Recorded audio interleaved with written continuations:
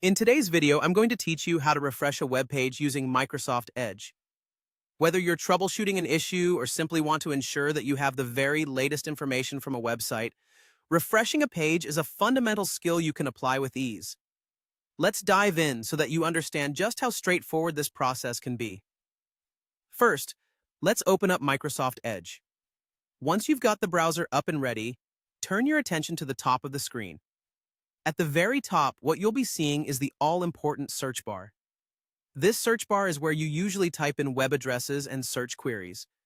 But right now, your focus is not on the bar itself, but a small yet significant icon located just to the left of it. Let your eyes wander over to the left-hand side of that search bar, and you'll notice a circular arrow.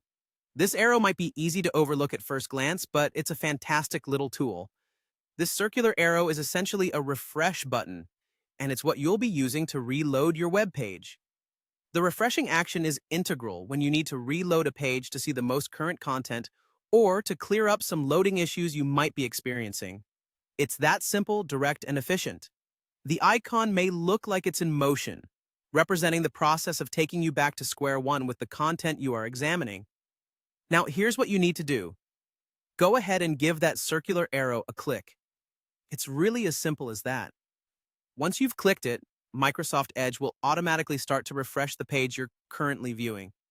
You might notice a slight flicker or pause as the page reloads. This is the browser reaching out to the website to fetch the latest information. Give it a few seconds, and you should see the page reappear with all its updated content. There you have it. In just a few short steps, you've successfully refreshed a web page in Microsoft Edge. This action can often solve minor issues and is a handy tool to have at your disposal. Remember, this process isn't exclusive to Microsoft Edge. Many other browsers have similar features, often located in similar spots, making it a universally useful piece of knowledge. Thank you for following along today.